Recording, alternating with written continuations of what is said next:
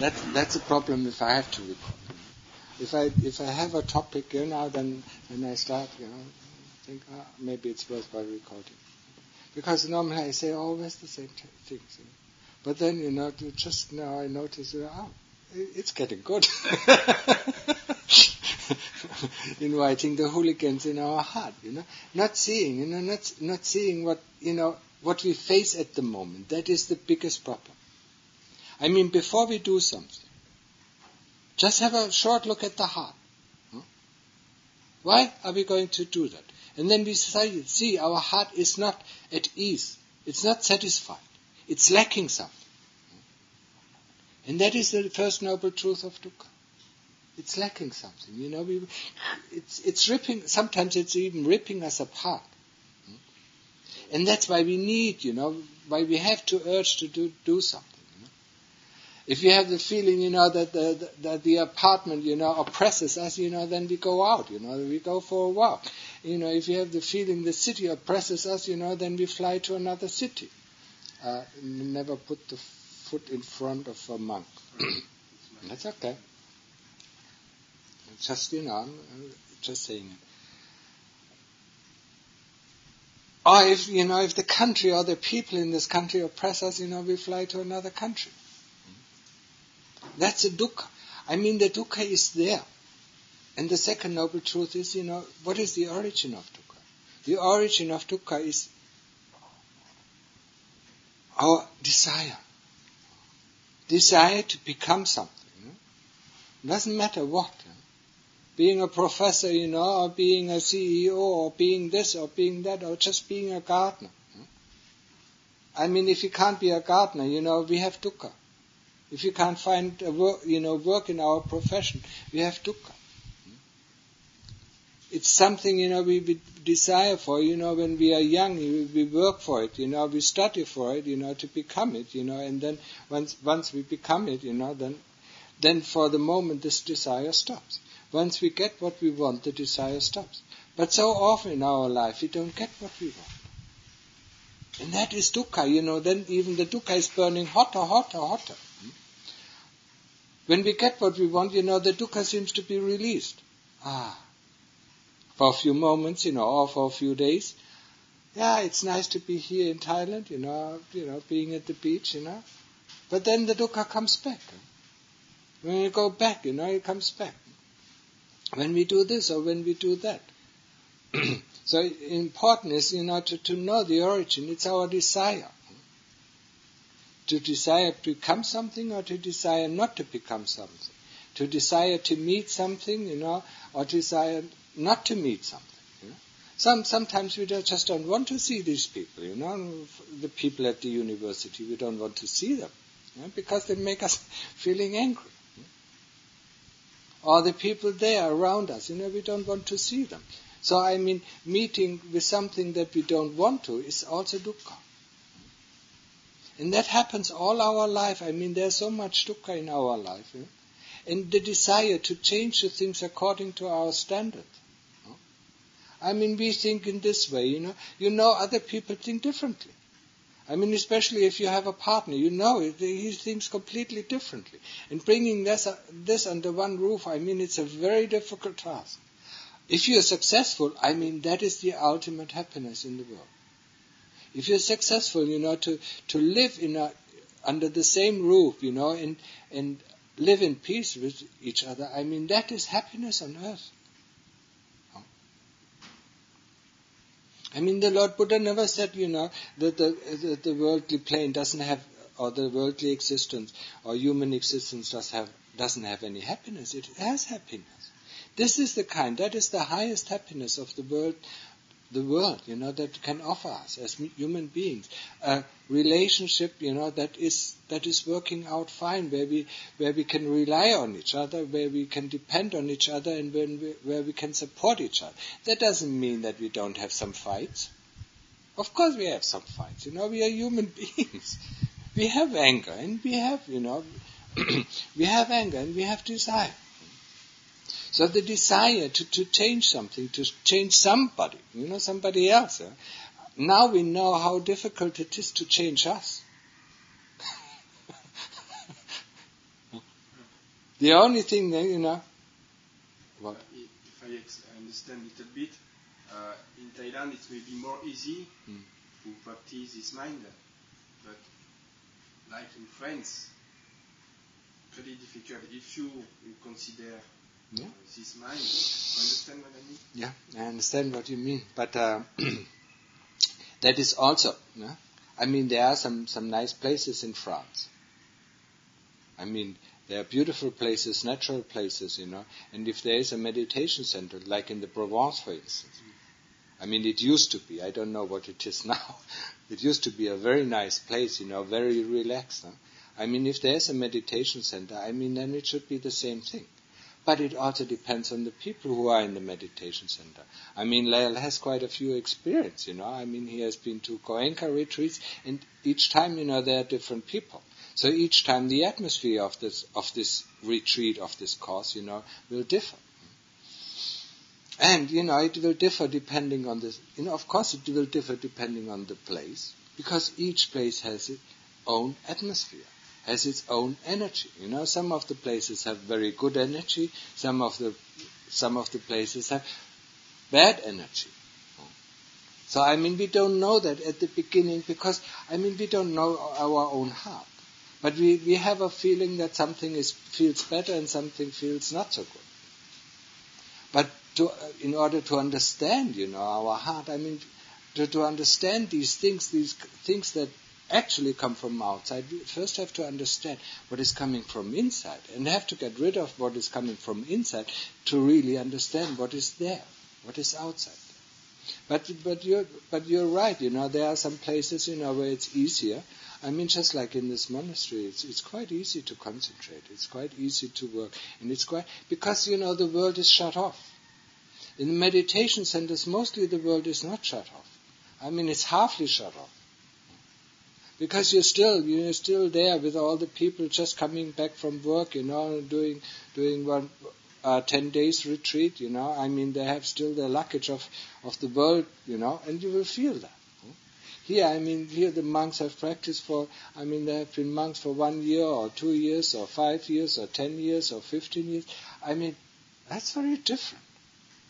It's very hard to find as well. I mean, I told you before, I mean, you don't come here to this place without any reason. There's a reason for you to come here.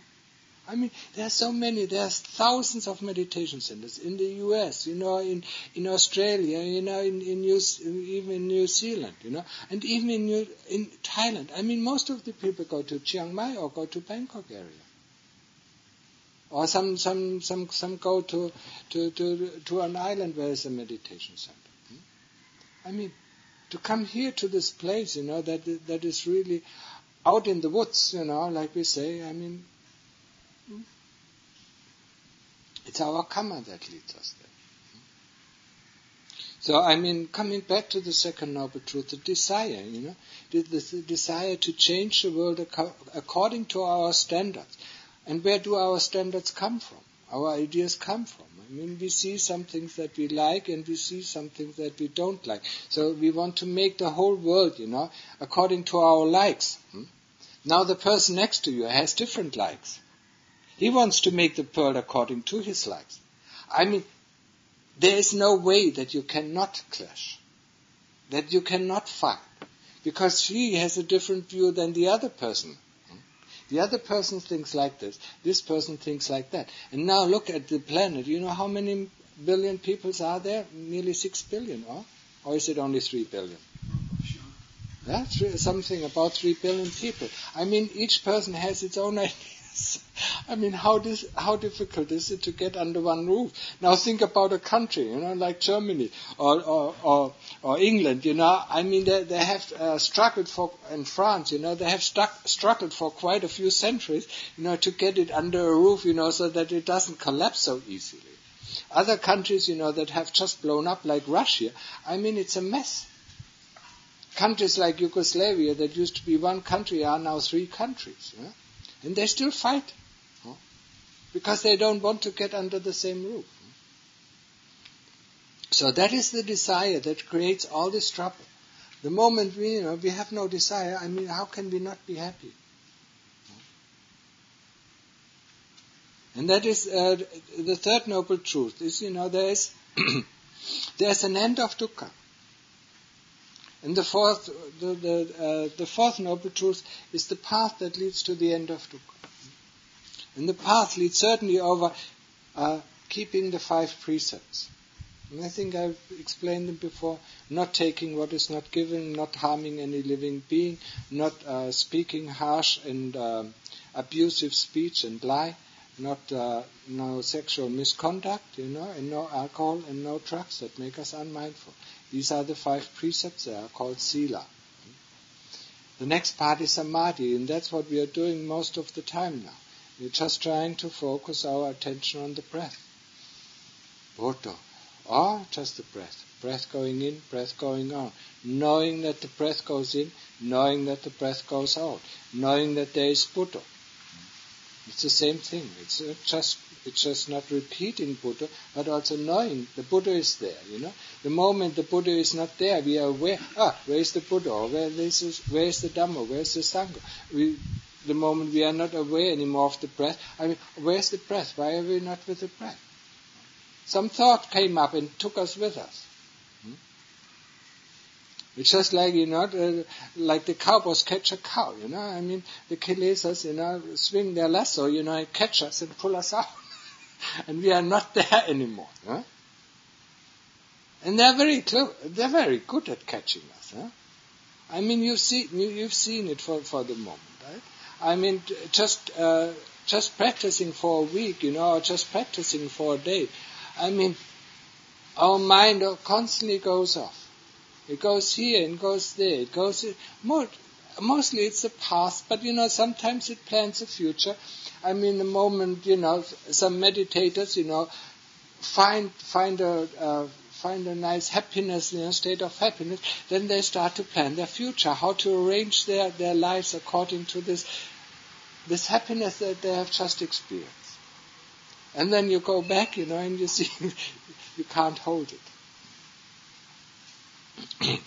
So samadhi is the concentration on one point. The concentration on one point leads us, sooner or later to a state where actually our thoughts stop. They just stop. In the beginning, they come in slow. They're getting less and less and less, fewer and fewer and fewer. And in the end, there are no more thoughts. And then we can relax. Because if there are no more thoughts, there are no more worries, there is no more past, and there is no more future. Wow. I don't say it's easy. So, Ajahn, something that I notice in my daily life when I sit, I can often in my sit get peace or some sense of happiness. Yeah. But when I come here, my meditation, I do a lot of meditation, do a lot of walking, do some sitting. The mind just goes crazy. Yeah. Can you it's very easy. During the day, if you work this or do that, and then we just sit and relax for an hour, the kilesas won't trouble us. Because they're actually tired, So that's why they let us go into this kind of peace. Because they're also happy. They will take the credit of your hard work and say, see, we could make it, We could make ourselves peaceful. But the moment you do that all day long, the kilesas have no playground anymore. So they trouble you all the time. Let's do this. They're just like naughty children, constantly demanding you to do this, or bossing you around, telling you to do this and to do that. That's where you actually see them. That's why, you can get a certain kind of peace.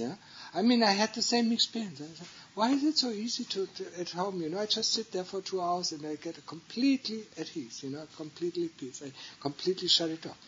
But if I hadn't trained it, I couldn't have done it. In the beginning, it wasn't that easy, When I come back from work, I used to just sit for an hour, just to let everything go. In the beginning, it was really difficult. I mean, especially if you have a work, that where you have to think a lot. I still wanted to think about work, so I had to really shut it off, But once I could do it, and then the rest of the evening, of course, was much better.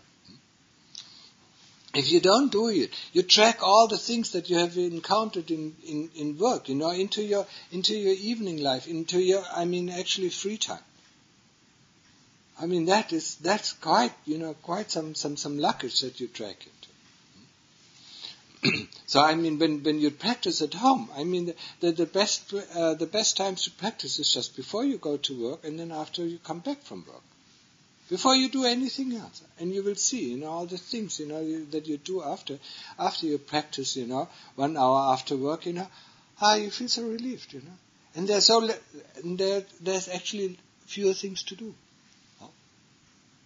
But when you keep all this luggage from your work, this I haven't done, that I haven't done right, this, I should do it tomorrow. You will know what you have to do tomorrow. Why to constantly think about it?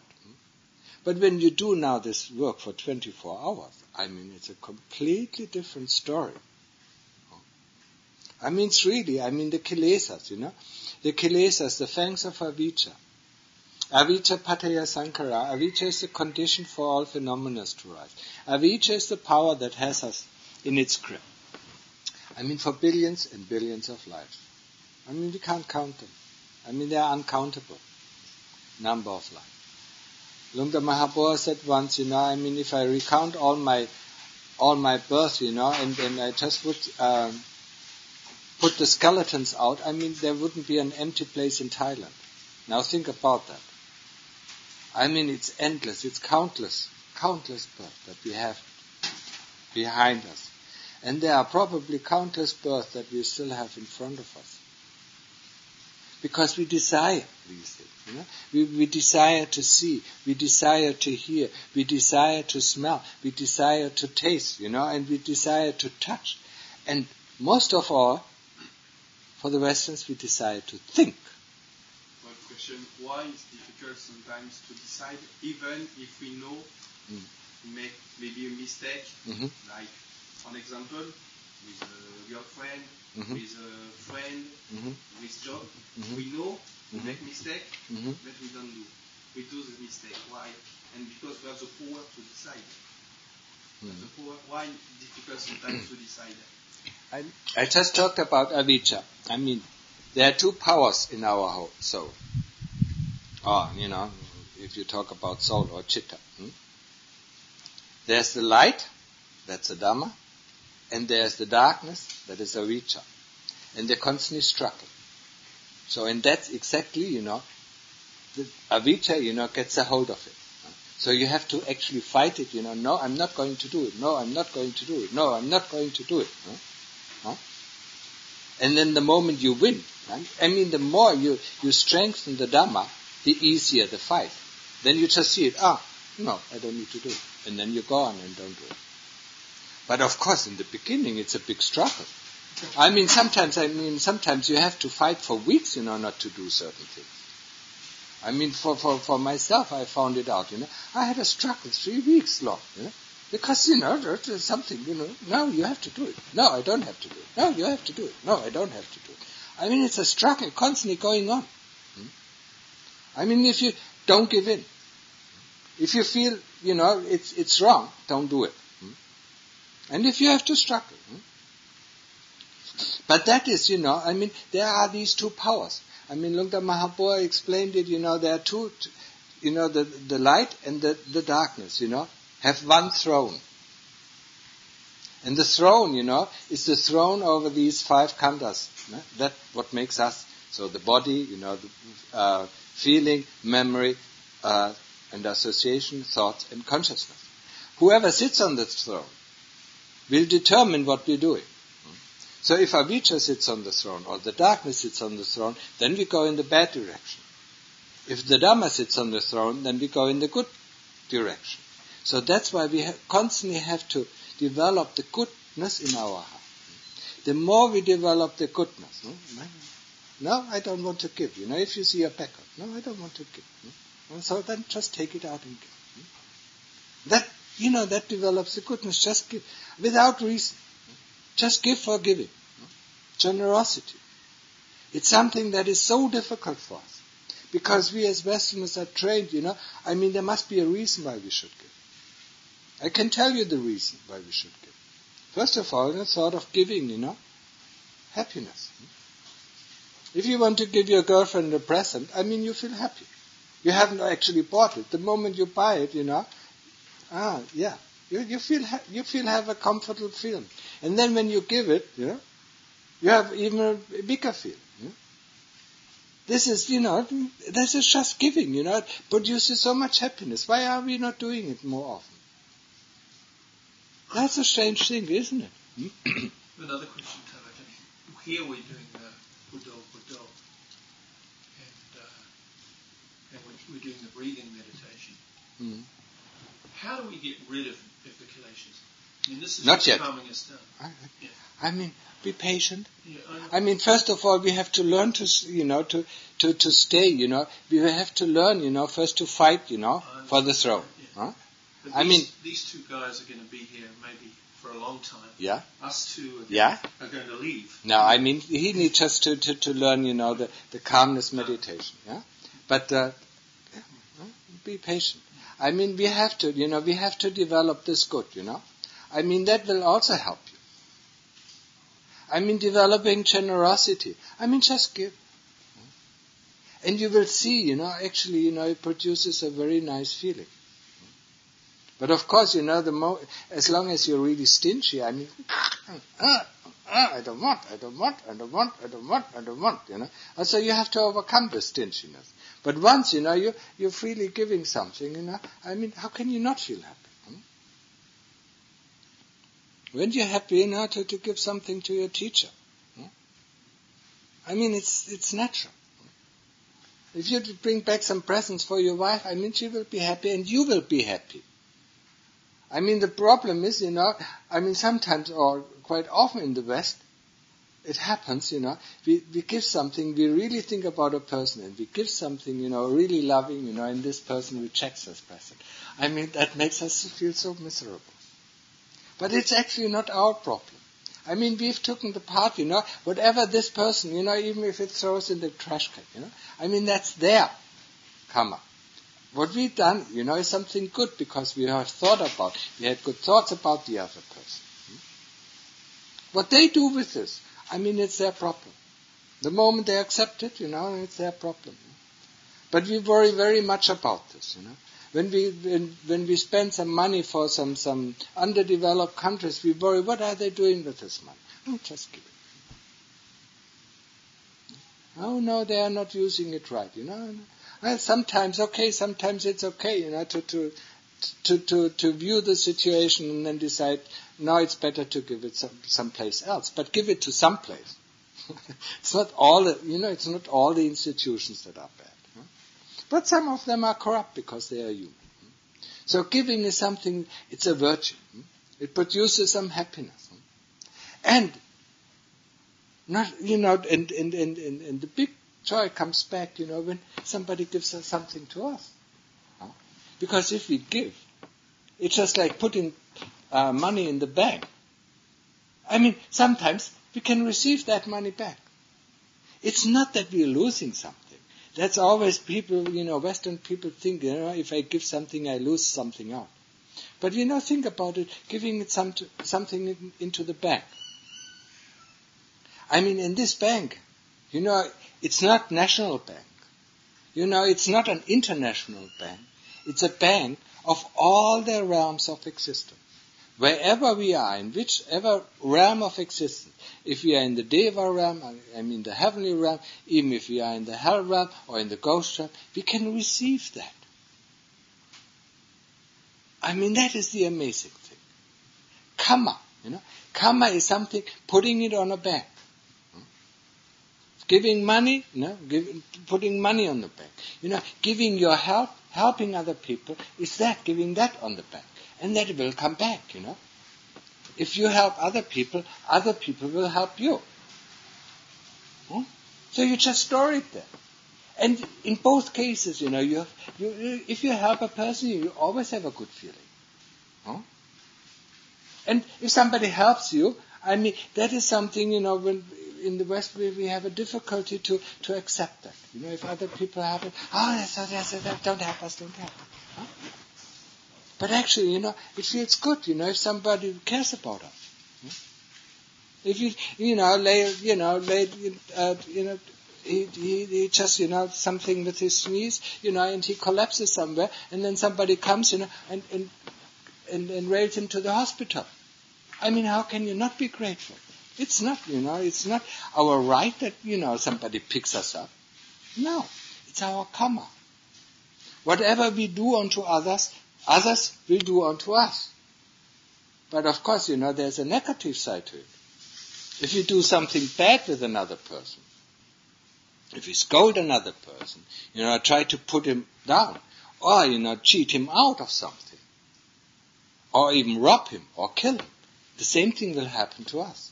I mean, the bank, doesn't only take good things, it also takes these bad things. And that is what is karma, What you sow, that you will reap. Every farmer knows it, I mean, he knows it as a gardener, If you put seeds of a flower in, a tree doesn't come out. Only a flower comes out. So if you put a seed of love in it, I mean, love will come out. If you put a seed of hate in it, I mean, hate comes out. So, I mean, that is something really important, We have to understand that, karma. But I was, coming back to samadhi. I was doing samadhi, and then you questioned me. So, I mean, the moment, the mind gets calm, there are no more thoughts. I mean, we feel safe because there's no future, there's no past, and things just happening. It's a world of experience. Upachara samadhi, or exa samadhi, it's a world of experience. There are still, sometimes pictures come in, they just fly by like clouds, We are sitting there just like in the cinema, and things are coming, But we are not attached. Like when we go to a movie, we are attached to the movie. I mean, we laugh, when we see the movie. Or we cry out, Or we get angry, when you see some things on TV, Or sometimes, we want to change the script of the movie. I mean, isn't that amazing? I mean, just next time when you go and see a movie, just look at your own reactions. And you will see how you're caught up in these flimmering pictures or in these moving pictures. I mean, isn't that amazing? So, I mean, this will stop at this level of upachara samadhi. I mean, you just see pictures flowing by and, just there. You will hear sounds, but they're far away, distant. They don't bother you. Nothing bothers you. You're in a safe house. You're a safe place. And that's where we have to get first. Because once we get out of there, we feel energized. Each time you get out of there, you feel energized. Like, you have charged your batteries. Now you can run again, for another 10 kilometers before you have to charge them again. And that's exactly what we need before we go into investigation. Because the kilesas are only momentarily stopped in that state of upachara samadhi. The moment we come out of it, they come back again. So, I mean, it's not a cure. People in the West think, it's a cure, because it's so nice, so they do it over and over and over again, They don't get bored with it, because they don't think a lot about it. Why is it so? Why are the kilesas coming back? Why am I in turmoil now? Just been in a peace, now I'm in a turmoil. They don't ask this question. They just do it again. Now we ask this question, with this energy, so why? And then the Lord Buddha shows us the third part of this fourth noble truth. It's a path of panna. It's a path of investigation. But next time I explain it closer to you. It's investigation. It's investigating the 5 parts that makes us, or the 5 groups that makes us. The 5 group is first the body. The next group is the feeling. There are different groups. The body is the body. Feeling is feeling. Feeling has two aspects. It's a bodily feeling or it's mental feeling. Then association. I mean, look at this, Association. Water. Bottle. Association and memory. Past. It's all your memory. All, see this big bag of memories, If you have to climb the mountain, if you have to climb the mount, what is it called in France? Mont Blanc. If you have to climb the Mont Blanc with all this memory packed in, with all these heavy stones on your back, I mean, you don't get far. But if you all throw them out, you just walk up, very lightly. Memory is that really weighs us down. And the older we get, the more we have. And it really weighs. And that's just baggage, really. Yeah, it's really baggage. We don't need it. It's past. We cannot change it. It's past. The future, the present moment is just there. And the future has not even arrived. So, that is that's the third group. Body, feeling, memory and association. Thoughts. These our ideas. All these ideas that we have. That's thought categories, or short thoughts, And then consciousness. So we, for the third part, for panya, we have to investigate them. So we investigate, of course, with the one that is crudest to us, body. The body investigation goes on, for quite a while. We have to investigate the outside of the body or the inside of the body, because we attach to this body. Each day we look in the mirror and then we decide today I'm not looking good, Today I'm looking fine. We see, other people react on our, appearance and say, you don't look good, and why don't I look good, We get angry. So the body is the most important thing. So we really have to investigate really thoroughly in this body. But I will go over that, another time. But there's a German teacher, that I found useful, a guy called Eckhart Tolle. Yeah. And his message in some ways is quite simple. He just says that, sometimes just to stop thinking. Yeah. Just to try. Yeah. Try and just that's just samadhi. Yeah. That is being in the present moment. Yeah. Upachara samadhi. That's all what he teaches. The moment you go out of it. Yeah. But he charges quite a lot for his talks. Well, I think he's become a big sort of superstar teacher. But his actual message in the yeah, but you were asking about panya. What gets rid of the kilesas. His method doesn't get rid of the kilesas. It doesn't. No. So that's. But it gives some peace. Yeah, of course. Yeah. Just like Upachara Samadhi gives us some peace, because there we are in the present moment. Of course, you can do as a gardener. It's much easier to be in the present moment.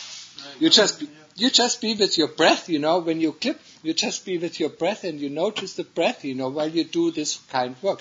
When you sweep, you can be with your breath, or Buddha. So actually, work that doesn't require thinking. It's the best, we can be mostly in the present moment all the time. So, try to develop that, Try to do that into your work. You will see how the work flies by. Already 8 hours passed. I didn't even notice it. Because you were all the time in the present moment. Your thoughts that go out in the future, what I'm going to do tonight, you cut off because it's not already arrived, no matter, somebody wants to invite you and you don't know and you make plans, for this, so you can't take his invitation. You lose out. You can only lose out if you're not in the present moment. Because all the opportunities of your life presents in the present moment. But the karma that forces us, it's a big stream that forces us to do things, like our thoughts, Our thoughts that I want to do this, I want to do this, I want to accomplish this, I want to finish this. These are forcing us out. So we cut that stream, try to cut that stream loose, and see the opportunities of the present moment. A whole new world opens up, But if we think we have to do this, or we have to achieve that, or to achieve that, then it's gone. It's lost. It's only dukkha. Because we see we can't achieve,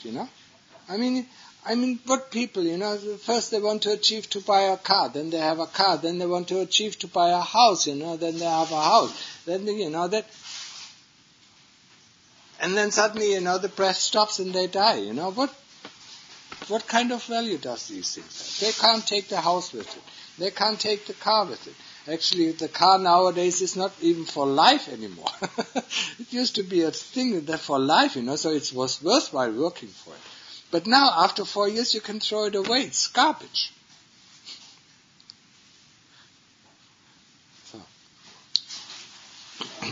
So, investigation of these 5 khandhas, and most of all the body, gets rid of the kilesas. It's the only way to get rid of the kilesas, because greed and hate, are rooted in this body. So investigation of the body, will get rid of the kilesas. Investigation, the first 2 fetters are actually doubt. Doubt that there is heaven, doubt that there is hell. Not heaven on earth and hell on earth. There is really a hell where people burn in hell. And not only, beings burn in hell. And not only a few. Not only, as many human beings, the hells are filled with beings.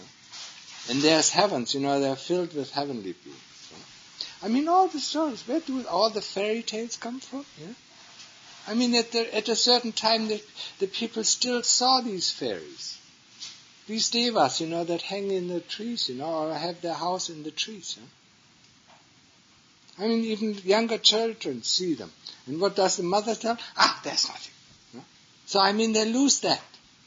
They lose that sense, of seeing another dimension. Other cultures sometimes have more of it. Yeah, Thailand has a lot of it. They do certainly see ghosts in devas. Most of them, especially in the rural area, but in Bangkok, they're just as blinded as everyone in the West. We believe in science. How can we believe in these things that we can't see? If our eyes would be just adjusted a little bit to the red spectrum.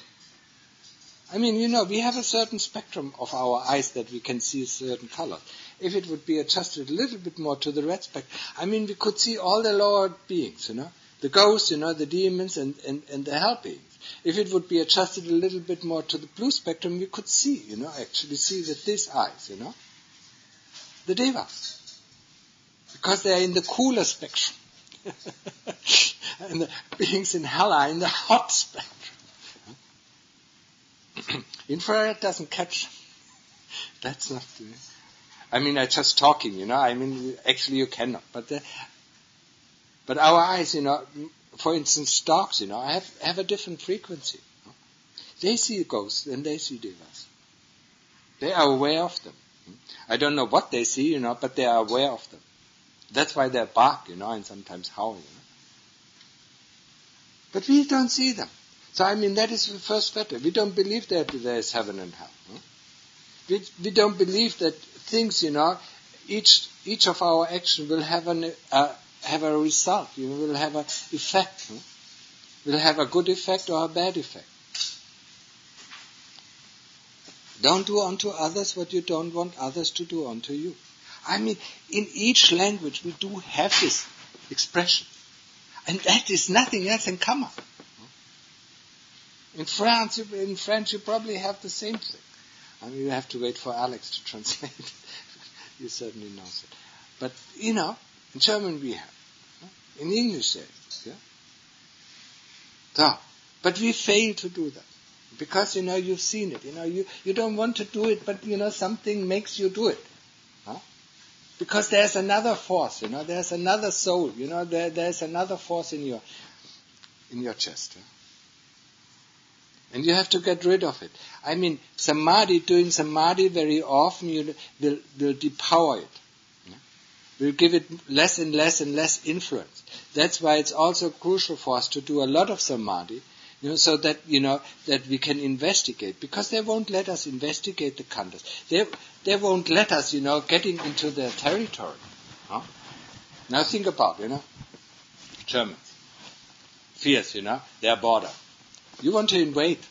They'll kick you out. Huh? As long as you don't invade, if you come close, they will shoot out a little bit, they don't hurt you, but they shoot out your bit to warn you, hey, this is my border. You can't enter. And that's the same with the kleshas. They have the power over us. And you can't bargain them. You can't bargain with them. You can only fight them. One by one. So slowly getting rid of them. But I guess I talk about that the next time, yeah?